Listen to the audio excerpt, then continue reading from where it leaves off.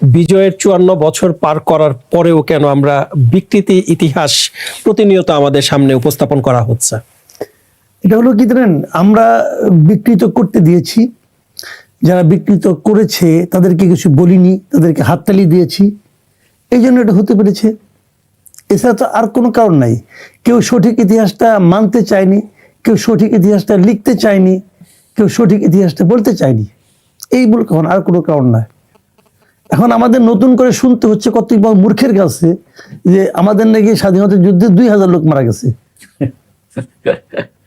এবং ওইটাকে আবার জিন্দাবাদ বলার মতো, ওইটাকে সহমত বলার মতো আরো গণ্ড মূর্খ এই দেশে ছড়াই ছিটে আছে। এবং এটা বলার জন্য তাকে টাকা দেওয়া হয় যে তুমি এগুলি বলো, তুমি একটা বয়ান শুরু করে দিবা, তারপর এটা নিয়ে আমরা আলাপ করবো। একটা ইউনিভার্সিটির ভিসি বলে, প্রো ভিসি বলে, একটা ইউনিভার্সিটির প্রো ভিসি বলে যে বুদ্ধিজীবীদেরকে পাকিস্তানিরা মারে নাই। পাকিস্তানিকে তোর বাপ লাগে নাকি বেটা? তোর বাপ লাগে পাকিস্তানিরা? পাকিস্তানিরা মারে নাই? এগুলি বললে পরে মাথার রক্ত উঠে যায়। জানেন কে মেরেছে বুদ্ধিজীবীদেরকে? কে মেরেছে? বাসা থেকে যখন ডেকে নিয়ে গেছে, ওখানে তার সন্তান ছিল, তার স্ত্রী ছিল, পরিবারের লোকজন ছিল, তারা সবাই দেখেছে, সবাই বলেছে অমুকে নিয়ে গেছে। কারণ ওই লোক কি পাকিস্তানি হয়ে গেল? পাকিস্তানি হয়ে গেল সে? ওই লোক ভারতীয় হয়ে গেল? এরা বলতেছে এগুলো, আবার এগুলো হাততালি দিচ্ছে। হাততালি দেওয়ার অনেক লোক আছে। একমাত্র যুক্তি পাইছে কি, ওখানে ওসমানী ছিল না কেন? কোনো খবর রাখে? কালকে দেখলাম বিশাল এক দিছে, লজিক দিছে, মানে লজিকের শেষ নাই। যে নরেন্দ্র মোদী কেন বললো এটা তাদের বিজয় হয়েছে? তাদের বিজয় হয় নাই, জানে, ইতিহাস জানে। 3 তারিখ আমি বলি আপনার, নরেন্দ্র মোদীর যে বলাটা এবং হচ্ছে মিয়া গোলাম পরোয়ার মানে একই শুনেন, এরা তো মানে ইতিহাসের একটা অংশ দেখে আর একটা ঢাইকা রাখে। না দেখলেও বুঝতাম যে একটা দেখে একটা দেখে না, একটাকে দেখে আর একটা ঢাইকা রাখে, যাতে অন্য কেউ দেখতে না পারে। 71-এ কি ঘটছিল হিসাবটা বুঝতে হবে আপনাকে। 71-এ আমাদের দেশের লোকজন মুক্তিযুদ্ধ যারা করেছে, অস্ত্র পাইছে কই? অস্ত্র কি পাকিস্তানে দিছে? অস্ত্র পাইছে কই? অস্ত্র ইন্ডিয়ার কাছে পাইছে।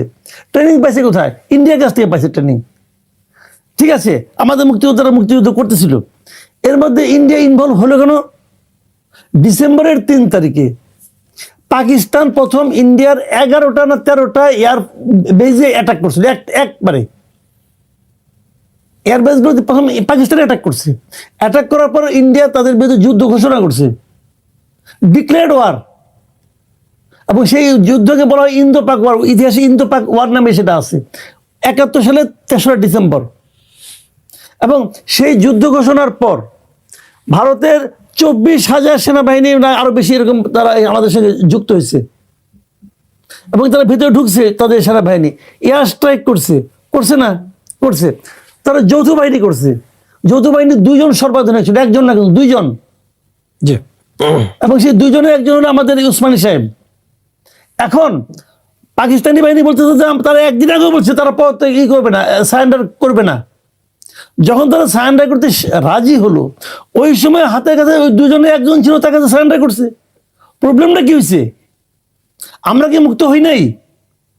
17 আগস্ট আমাদের, 16 আগস্ট আমাদের লোকজন এই দেশে মুক্তভাবে আমাদের পতাকা নিয়ে স্লোগান দেয় নাই, মিছিল করে নাই, মুক্ত। আমরা কি বিজয় লাভ করি নাই? 16 কার কাছে কি সিগনেচার করলো? কার কাছে কি সিগনেচার? এতে কি আমাদের বিজয় আটকে ছিল? বিজয় আটকে ছিল ভাই। কিন্তু সিগনেচার ওই সময় যে ছিল পাশে সে করছে। আমাদের মিত্র বাহিনী 2 জন অধিনায়ক ছিল, কিন্তু একজন ওদের, একজন আমাদের, একজন যেহেতু মিত্র বাহিনী, এবং তাদের হেল্প তো মানিছি, এটা তো অস্বীকার করার কিছু নাই। ইতিহাস কিন্তু মানতে হবে। এখন যেহেতু উসমানী সাহেব ছিল না, অতএব আমাদের বিজয় হয় না, ওদের বিজয় হয়েছে। শুনেন, আমি আপনাকে একটা ঘটনা বলি, তাহলে বুঝবেন। আমাদের বিজয় না ওদের বিজয়। ওরা কি মনে করে, আমরা কি মনে করি? ওদের তো 1100 লোক মারা গেছে ওদের সৈন্যদের মধ্যে। ভারতের 1100 আর্মি মারা গেছে এই যুদ্ধে, ওই কয়দিনের যুদ্ধে, ওই 1 সপ্তাহের যুদ্ধে। তো ওরা এই যুদ্ধে জিতছে, তো এটা তারা বলবে না? মানে পাকিস্তানের সঙ্গে ভারত যে কটা যুদ্ধে জিতছে, তার মধ্যে এটা হলো সবচেয়ে বড় যুদ্ধ। এবং এইখান থেকে এই যে প্রায় আমাদের কয়েক হাজার যে পাকিস্তানি আর্মি, এরা পরে ওই আত্মসমর্পণের পর তারা সব কোথায় গেছে? এদের বন্ধুকে নিয়ে গেছে ইন্ডিয়াতে, নিয়ে যায় না ইন্ডিয়াতে যারা কয়েক মাস ছিল, বন্দি অবস্থায় ছিল। তো এই যুদ্ধ কি ওদের বিজয় না? ওদেরও বিজয়, আমাদেরও বিজয়। আমাদের বিজয়ের মাধ্যমে আমরা একটা স্বাধীন দেশ পেয়েছি, ওদের বিজয়ের মাধ্যমে ওরা পাকিস্তানের আঘাতকে জবাব দিতে পেরেছে। জি, ধন্যবাদ আপনাকে। এটা ও বললে আমাদের বিজয় ছিনতাই হয়ে গেল। এরা এইগুলি বললে একটা ক্যামাফ্লেজ তৈরি করে তারা বোঝানোর চেষ্টা করে যে আসলে 71 যুদ্ধটাই ভুল ছিল। আর এটা বলতে চায়, আর এটা বলার জন্য এদিক দিয়ে একটু বলে, ওদিক দিয়ে একটু বলে, সেদিক দিয়ে একটু বলে, এখন বলতে এখন মানে আস্তে আস্তে সারে, বুঝছেন, একটাকে সারে আমাদেরকে সহায় নেওয়ার চেষ্টা করে। প্রথমে বলতেছে যে পাকিস্তানিরা বুদ্ধিজীবীদের হত্যা করে নাই, পাকিস্তানিরা নাকি তখন দৌড়ের উপর ছিল, যখন বুদ্ধি ও জানলো কেমন করে, ওই ভিসি কেমন জানলো, দৌড়ে বসলো, তাহলে এই লোকগুলি নিয়ে গেল কে? তো এখন ওইটা বলে, তারপরে এটা বলে যারা আরেকজন বলে যে বিজয় দিবসকে যদি কেউ 16 আগস্ট 16 ডিসেম্বরকে যদি কেউ বিজয় দিবস বলে তাহলে নাকি তার বোর্ড স্যান্ডেল দিয়ে পিটাবে, আবার স্যান্ডেলও দেখায়। আরেক উন্মাদ বসে আছে আমেরিকা, এগুলি করে। তো আমি আবার দেখলাম আজকে সকালে যে সাভার স্মৃতিসৌধে মানুষের ছড়াছড়ি, মানে এত মানুষ আনন্দ করতেছে। এখন এই যে সবাইকে যদি স্যান্ডেল দিয়ে পিটাতে চায় তাহলে তোর তো যা ইনকাম সব তো স্যান্ডেল কিনতে যাবো। ফাজিলের ফাজিল। স্বাধীনতা 54 বছর তো আমরা পার করে ফেললাম। আমরা মুক্তিযুদ্ধের ইতিহাস নিয়ে রাজনৈতিক দলগুলোর রাজনীতি দেখলাম। রাজনীতির বাইরে আসলে দেশের মানুষ এবং দেশের কতটুকু উন্নয়ন হয়েছে? দেখেন, যে দেশে সারাক্ষণ অতীত নিয়ে পড়ে থাকে, আপনার গুণীজনরা কি বলছে, হে অতীত তুমি গোপনে গোপনে কাজ করে যাও ভুবনে ভুবনে। অতীতকে দরকার আছে কাজ করার জন্য, অতীতের ভুল থেকে শিক্ষা নেওয়ার জন্য। বাট অতীত নিয়েই যদি আমি পড়ে থাকি, অতীতকে এস্টাবলিশ করার জন্য কখনো বিকৃতর আশ্রয় নেই, কখনো আপনার সত্যিকারের আশ্রয় নেই। যারা ইতিহাস বিকৃত করে তারা হচ্ছে পতিত লোক, পতিত সম্প্রদায়। এদের চেয়ে নিকৃষ্ট মানের লোক আর পৃথিবীর কোথাও থাকে না। আমার সন্তানরা সুন্দর একটা ইতিহাস পড়ে মানুষ হবে, এটা কে না চায়? অথচ আমি আমার সন্তানদেরকে মিথ্যার উপর দাঁড় করাবো, এটা হতে পারে না। আজকে যারা এই কাজগুলো করছে ধর্মকে টেনে এনে, এবং ওই জায়গা থেকেই তারা যে জায়গায় ছিল সেই তিমিরে থেকেই তারা মুখ দিয়ে বলছে ক্ষমা চাওয়ার কথা। আপনার কোরআনের ভাষাগুলো একদম মিলে যাওয়ার মতো, যে সেই মুনাফেকদের যে চরিত্রটা কোরআনে বলা আছে ঠিক ওরকম। আমরা অত পড়ি না অনেকের মতো, যারা ধর্মকে নিয়ে রাজনীতি করে তাদের মতো পড়ি না। তাদের শুধু যেটুকু দরকার ওইটুকু তারা নেয়। তো আজকে যে জায়গাটায় তারা দাঁড়িয়ে আছে, আমি বলবো যে এখান থেকে এমন কারো আসা উচিত যে এগুলো সব কিছু বন্ধ করে দেওয়া, সব কিছু, এই জিনিসগুলোর কোনো দরকারই নাই। আমার যে নির্বাচন আমার অস্তিত্বকে টান দিবে, আমি তো সেই নির্বাচন চাই না। যে নির্বাচনে আপনার মনে করেন যে আপনার মৌলবাদ পাশের দেশে আছে, খুব কি ভালো কিছু হচ্ছে? খুব ভালো কিছু হচ্ছে না। তো এই মৌলবাদদের নিয়ে যদি বাংলাদেশের সমস্ত কিছুই চেঞ্জ করে ফেলে, বাংলাদেশের মানুষের যদি অস্তিত্ব নিয়ে টান দিয়ে ফেলে, কোথায় আপনার 30 লক্ষ, ওটাও ঠিক না, কোথায় 2000, সেটা দুষ্টামির একটা চরম সীমা আছে। আমি আমার শহীদদের নিয়ে দুষ্টামি করুক কেউ, এটা আমি কোনো মতেই চিন্তা করতে পারি না। যখন 30 লক্ষ বলেছিল ভুলবশত বা যে বশতই হোক 3 মিলিয়ন 3 লক্ষর জায়গায়, তখনও আমি বলেছিলাম, সে আওয়ামী লীগের সময় রক্তচক্ষুকে উপেক্ষা করে বলেছিলাম যে আমাদের মুক্তিযোদ্ধারা সমস্ত বাংলাদেশে বেঁচে আছেন এখন পর্যন্ত। আমাদের বাবারা আমাদের সাথে না বুঝে না জেনে অসত্য বলেছে, বাট আমরা আমাদের সন্তানের সাথে বলতে চাই না, আমরা কাউন্টিং করতে চাই। সেটা হলে ঠিক আছে, কিন্তু আপনার এই যে দুষ্টামিটা করা, এই যে নোংরামোটা করা, এই যে বিকৃতপনা করা, এটা কিন্তু কোনোভাবেই সম্ভব না। ইসলাম ব্যবহার করে অনেক, মানে আমরা দেখেছি যে উমরা পালনের সুযোগের প্রতিশ্রুতি দিয়েও ভোট চাইছে, এটাও তো ধর্মকে ব্যবহার করা। শুধু কি তাই, যখন যার যেটা লাগে সেইখানে গিয়ে আপনার মহিলা কি দেখলাম, মহিলা গিয়ে বাচ্চার মাকে ডাকলো, বাচ্চার মাকে ডাকার পরে বাচ্চার মা আসলো, যখন সুন্দর সুন্দর কথা বললো যে আপনি বেহেশতে যেতে পারবেন, আপনি আমাদের দিকে একবার তাকান, এই সেই বাচ্চার মা চুপ করে আছে। ভোটার যে হঠাৎ করে বাচ্চার মায়ের হাতটা নিয়ে বাচ্চার মাথার উপর দিয়ে বলে যে আপনি আপনার শিশুর মাথায় হাত রেখে বলেন ভোটটা আমাদের দিবেন। মানে কোন পর্যায়ে চলে যেতে পারে একটা সম্প্রদায়, যে একটা ভোটের জন্য তারা কি না করছে। এবং ঠিক একই অবস্থা বিশ্ববিদ্যালয়ের ভোটগুলা, যে মানুষটা পাবলিক বিশ্ববিদ্যালয়গুলা কারা পড়ে, যারা মেধাবী, যারা অন্য কোনো প্রাইভেট বিশ্ববিদ্যালয়ে পড়ার মতো যাদের সাঙ্গতি নাই, তাদেরই অনেকেই পড়ে। মেধাবী অথচ তার ক্ষমতা আছে, তারা কিন্তু পড়ে না। তাদের ওইখানে গিয়ে যার যে সমস্যাগুলো ধরে 1 বছর 2 বছর যাবত তারা ইলেকশন করছে, কারো টাকা লাগলে টাকা দিচ্ছে, কারো ভ্যান লাগলে ভ্যান কিনে দিচ্ছে, কারো মারামারি লাগলে মারামারিটা ওইখানে টাকা দিয়ে মিটাচ্ছে, এবং ফিউচারে চাকরি নিশ্চয়তা দিচ্ছে, তার বাচ্চার পড়ালেখার সমস্ত দায়িত্ব নিচ্ছে।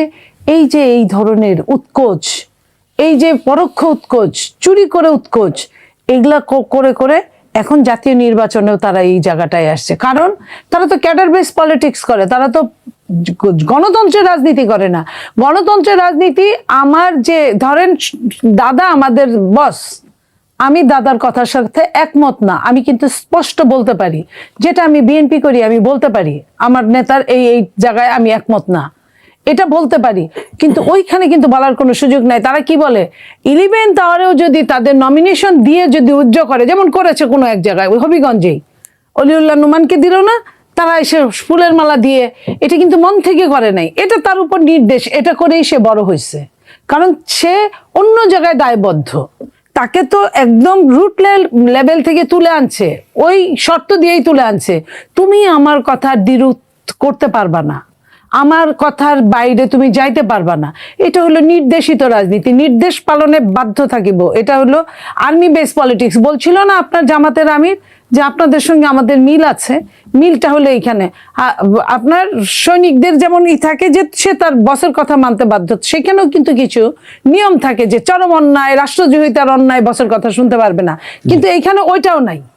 এইখানে চোখ বন্ধ করে খালি আপনি হুকুম পালন করবেন, এটা কোনো রাজনৈতিক দল না, এটা হুকুম পালন করার দল। তো তারা যখন এই ধরনের কথা বুঝে শুই না লোকজন নিয়ে বলে যে 2000, এই 2000-কে এস্টাবলিশ করার জন্য ওরা 4000 লোক মারে ফেলতে দ্বিধা করবে না। ধন্যবাদ আপনাকে মাসুদ কামাল ভাই। একটু আসতে চাই আপনার কাছে। নীলুফার চৌধুরী মনিয়াপা যেটা বললেন যে আচরণ বিধি লঙ্ঘন করছে কিনা জামায়াত, যে বাসায় যে তারা ভোট চাইছে এবং ভিন্ন ভাবে ভোট চাইছে, অনেক জায়গায় হচ্ছে ওমরা পালনের সুযোগের প্রতিশ্রুতি দিয়েও ভোট চাচ্ছে, এগুলো আচরণ বিধি লঙ্ঘনের মধ্যে পড়ছে কিনা? এটা না আমি ঠিক কনফিউজ এই জায়গাটাতে, আমি জায়গাটাতে আসলে একটু কনফিউজ। কারণ এক একজনের তো এক একটা স্টাইল আছে। অনেকে আছে ধমক দিয়ে ভোট চায়, ভোট না দিলে এলাকায় থাকতে পারবে না, সব আগুন দিয়ে পুরো এরকম ধমক দিয়ে ভোট চাওয়ার লোক আছে না বাংলাদেশের ইতিহাস নাই, দেখেন নাই যে ভোট চায়, এরা লোভ দেখে ভোট চায়। এখন এটা চাই, এখন আবার শুনতেছি যে প্রার্থীদেরকে নাকি সবাইকে নিরাপত্তার সাথে অস্ত্র দেওয়া হবে। সবাই যদি অস্ত্র নিয়ে যায় তখন তার নিরাপত্তার স্বার্থে এক হাতে অস্ত্র থাকবে আর এক হাতে ভোট চাবে। এটা কি অবস্থা হবে আমি বুঝতে পারছি না। ডাইন হাতে অস্ত্র, তার নিরাপত্তা, বাম হাতে ভোট চাবে। এখন ভোটার দেখবে কি অস্ত্র হাতে আসছে ভোট চাইতে, সালাটা যদি ঝিলঝিলা থাকে যে এই পাশ থেকে সব দেখা যাচ্ছে তুমি কারে ভোট দিচ্ছ, তাহলে এখন তাহলে কি হবে ভাই? কাজে ভোট চাওয়ার যার যার টেকনিক, আমরা টেকনিকটা নিয়ে আলোচনা করতে পারি, আমরা এটা নিয়ে আলোচনা করতে করতে মানুষকে বুঝাতে পারি যে এই যে করতেছে এটা কিন্তু একদিনের দৃশ্য। আপনারা কিন্তু প্রতি বছর ওমরা পাঠাবে না, ওমরা পাঠাবে একজনকে, পাঠাবে বাকি সবাইকে ভোট টোট নিয়ে পরে আর আপনি পাবেন। এটা যদি আপনি বুঝাইতে পারেন আপনি পাল্টা, এটা তো একটা স্ট্র্যাটেজি, যার যার স্ট্র্যাটেজি। এখন নির্বাচন কমিশন কিছু কিছু মানে নিয়ম কানুন করে দিচ্ছে, ওটাকে আমি বলি বজ্র আটনি ফাস্ট্যাগেরও আর কি, যে 10 টাকার বেশি খরচ করতে পারবে না ভোটার পিছু। এখন ওমরা করতে যদি 10 টাকা যদি ওমরা হয়, অসুবিধাটা কি হোক, প্রবলেম তো নাই কিছু। এখন এইগুলো হচ্ছে বাংলাদেশে, যেখানে অশিক্ষার পরিমাণটা বেশি সেখানে এগুলো হতেই থাকবে। এখন আপনি অন্যদেরকে শিক্ষিত করেন, বই পদ্ধতিতে শিক্ষিত কথা কেন, জ্ঞান দিয়ে শিক্ষিত করেন, বোঝান যে এইটা আসলে ভোট পাওয়ার কোনো ক্রাইটেরিয়া হতে পারে না। আর আপনি শিখাইতে পারবেন না, খেলে হাহুতাশ করবেন, এটা আবার ঠিক না। শিখান আপনি, কিন্তু অতটুকু করবে, আপনি আজকে না করবেন লুকে লুকে করবে। আর মসজিদে ডাকবে, ভাই আসেন নামাজ পড়ি, এখন এরা আপনি বলতে পারবেন যে কেন ডাকলো, এখন ওই যাইছে বলবো আল্লাহর পথে আসেন, সবাই তো আল্লাহর পথে যাইতে চায়। এইগুলো যার যার মানে চাকরি, যে মনিয়াপা যেটা বললেন যে চাকরির নিশ্চয়তা দিয়েও ভোট চাওয়া হচ্ছে, চাকরির নিশ্চয়তা দিয়ে যদি ভোট চাওয়া হয় তাহলে তো বেকারত্ব কমে যাবার, এটাও তো একটা ইতিবাচক দিক হতে পারে। এটা ভালো বলছেন।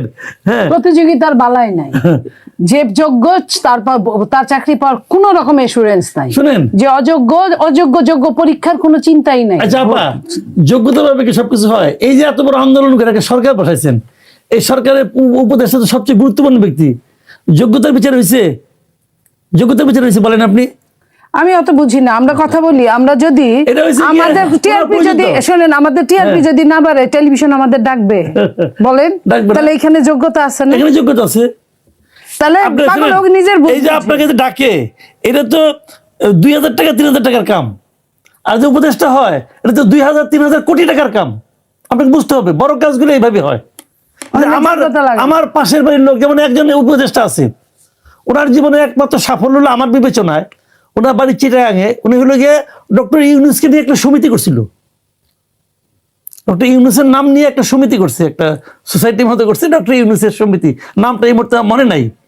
ওই সমিতি উনি ছিল উদ্যোক্তা এবং প্রধান, এই যোগ্যতা উনি হয়েছেন, উপদেষ্টা হয়েছেন।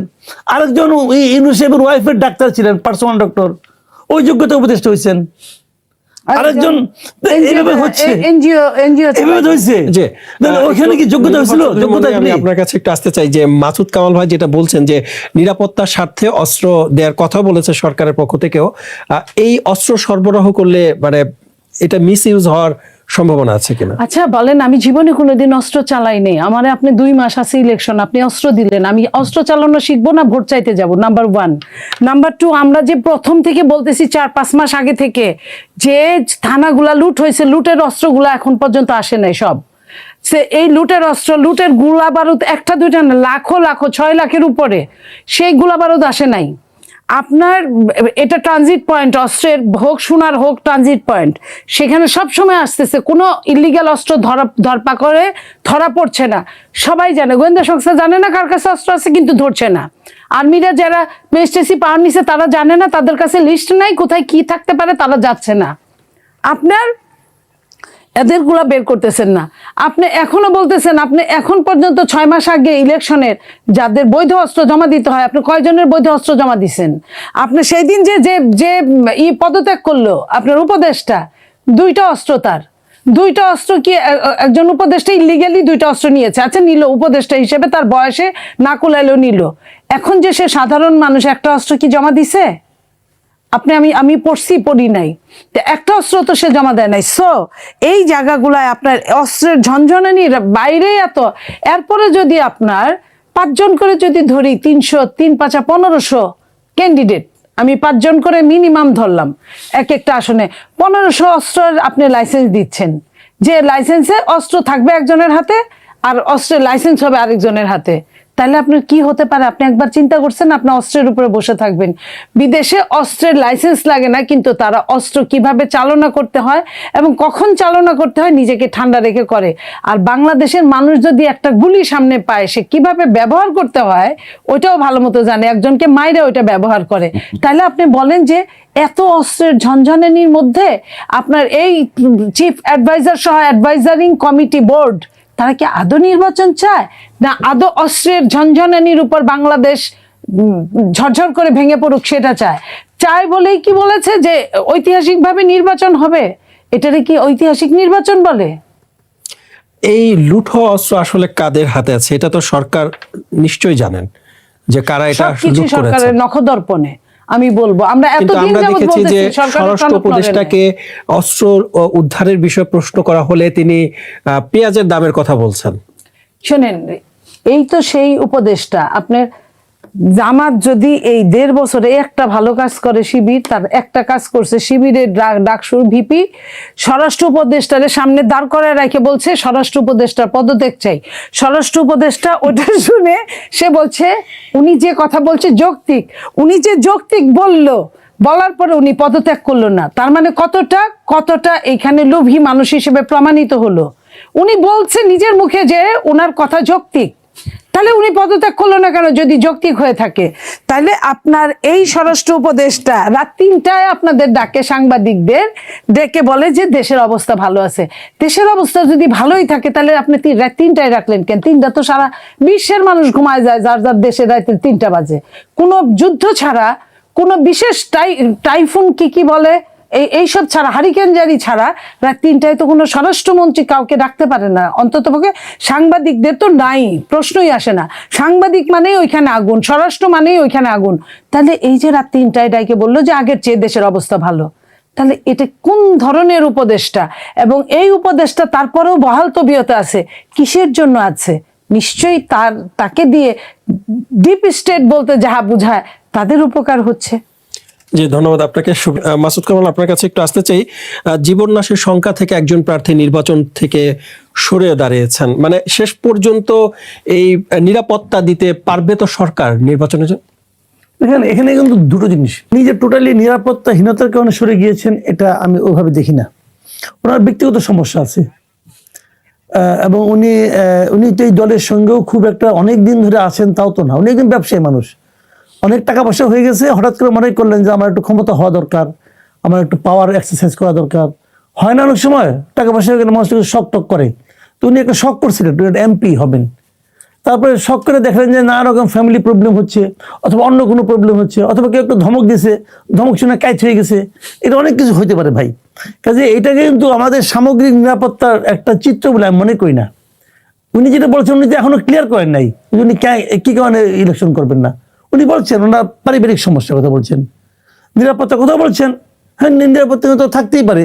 ব্যবসা করার সময় যতটা নিরাপদ ছিলেন, রাজনীতি করতে আসলে অতটা নিরাপদ থাকবেন তা তো মনে করার কোনো কারণ নাই। কিন্তু নিরাপত্তা কম হতেই পারে। পলিটিক্স করতে আসেন কেন তাহলে? আগে বুঝেন নাই? এত বড় ব্যবসায়ী হিসাব নিকাশ করে আসেন না? উনি বরং ওনার দলকে ক্ষতিগ্রস্ত করছেন। আর এখান থেকে দলের একটা শিক্ষা নিতে হবে। এই দল টাকা পাইলে যে নমিনেশন দিয়ে দেয়, এই যে একটা মানসিকতা, এটা তাদেরকে বুঝতে হবে যে ওই লোক ধনী আছে, অতএব তার নমিনেশন দিয়ে দেয়। নমিনেশন তো সব এক জায়গার থেকে আসে না, নানাগুলি পকেট থাকে, সিন্ডিকেট থাকে, অলরেডি অনেক টাকা পয়সা থেকে খেয়াল আছে। কিন্তু তবে আমরা বুঝি, কিছু তো খবর টবর পাই। ওই সিন্ডিকেটগুলির উপর ডিপেন্ড করাটাও দলকে চিন্তা করতে হবে যে এই লোক বলছে তার মানে সে কি বলছে। একটা এলাকায় যে লোকটা দলের জন্য খাটতেছে, প্রতিনিয়ত তার বিভিন্ন জায়গায় ভূমিকা রাখতেছে, তার যে যে জায়গায় তার যাওয়ার ক্ষমতা আছে সব জায়গায় সে যাচ্ছে, তাকে না দিয়ে আপনি একজন ধনী লোককে ইলেকশন দিয়ে দিলেন, আপনি একজন অবসরপ্রাপ্ত আর্মি অফিসারকে ইলেকশনের নমিনেশন দিয়ে দিলেন, আপনি একজন টাকাওয়ালা লোককে দিয়ে দিলেন, আপনি একজন চাঁদাবাজকে দিয়ে দিলেন নমিনেশন দিয়ে দিলেন, বললেন যে ও জিতে আসবে, মাইরা পিঠে জিতে আসবে। একবারও ভাবলেন না তার কারণে আপনার দলের অবস্থা কি দাঁড়াবে এলাকায়। দলের লোক সবাই চেনে, আপনি চেনেন না, এটা আপনার ব্যর্থতা। ওই এলাকার লোকজন সব চেনে, ওই এলাকার লোকজন জানে যে লোকটা কে। বিএনপির এখনই বিএনপির রাজনীতিটা প্রকাশিত হওয়ার সময় ছিল। অন্য সময় কি হয়, মাইরা পিঠা ভোট আমার কিন্তু একটা প্রয়োজন দেখা দেয়, কারণ আমার অপোনেন্ট পার্টি এরকম মারামারি করে আসবে, ভোট জোর করে নিবে, কাজে ওইটার সঙ্গে আমার একজন লাঠিয়ার লাগবে। একটা সময় ছিল হয়তো, এখন তো তা নাই। এখন বিএনপির জন্য সুবর্ণ সুযোগ ছিল যে তার দলটাকে গোছানোর, যে দলের জন্য যে কে প্রয়োজনীয়, দলের পারপাসকে সার্ভ করতে পারে, তাকে নমিনেশন দেওয়া। কারণ এত ইজি টাইম বিএনপির জীবনে কখনো পাবে না। এখনো যদি তাকে সেই মাস্তানতন্ত্রের উপর ডিপেন্ড করতে হয়, এই মাস্তানদের সিন্ডিকেটের উপর ডিপেন্ড করতে হয়, তাহলে তো খুব খারাপ। আমরা কিন্তু দেখতেছি এরকম হচ্ছে, বিভিন্ন জায়গায় হচ্ছে, আপনি খোঁজ করে দেখেন বহু জায়গায় হচ্ছে। এটা কেন হচ্ছে? ধন্যবাদ। অরাজনৈতিক ব্যক্তি কেন দিবেন নমিনেশন, এরকম বেজ্জতি হবেন? জি, ধন্যবাদ আপনাকে। আমরা অনুষ্ঠানের শেষ পর্যায়ে চলে এসেছি। যাবার আগে মনিয়াপা আপনার কাছে একটু জানতে চাই যে নারায়ণগঞ্জ 5 আসন থেকে যে তিনি সরে দাঁড়ালেন, এই থেকে বিএনপি কি শিক্ষা নিতে পারে? দেখেন, 5 আসন থেকে সরে দাঁড়ালেন, এখানে বিএনপির যেমন শিক্ষা নেওয়ার আছে, ঠিক তেমনি আপনার সরকারের শিক্ষা নেওয়ার আছে। সরকার কিন্তু সত্যিকার অর্থে পরিবেশটা গড়ে দিতে পারে নাই নির্বাচনের জন্য উপযুক্ত পরিবেশ, যেখানে কিনা ইতিমধ্যে প্রায় 2-3 জন আপনার প্রার্থী গুলিবিদ্ধ হয়েছে, মৃত্যুর সাথে পাঞ্জা লড়ছে, আরো তো দিন পড়েই আছে এবং বড় বড় চ্যালেঞ্জ আছে। একটা দলের সাধারণ সম্পাদক ইতিমধ্যে বলেছে যে এটা অর্ধশতকের বেশি। সো এই জিনিসগুলো কিন্তু ভীতিকর অবস্থা। এবং যাদের টাকা আছে, যেটা মাসুদ কামাল বললেন, যাদের টাকা আছে তারা তো তাদের জীবনের ভয় পাবে। প্রত্যেকটা মানুষ, টাকা থাক বা না থাক, প্রত্যেকটা মানুষ নিজেকেই ভালোবাসে, নিজের জীবনটাকেই ভালোবাসে। তো এইখানে আর বিএনপির যেটা নেওয়ার আছে, একটা যদি পুর খাওয়া যদি ত্যাগী কর্মীকে দিত, ত্যাগী কর্মীর মৃত্যুকে বরণ করে নিত, কিন্তু মাঝপথে এসে উজ্জ করতো না, আর যাই হোক না কেন উজ্জ করতো না। তো বিএনপি একটা বড় দল, অনেক পুরানো সংগঠন, তাদের স্ট্র্যাটেজি চেঞ্জ হওয়া, যুগের সাথে তাল মিলিয়ে নেগেটিভ স্ট্র্যাটেজি চেঞ্জ হোক, এটা বিএনপি ভবিষ্যতে না করলে বিএনপির জন্য ভালো হবে। যে আপনাদের তিনজনকে অসংখ্য ধন্যবাদ।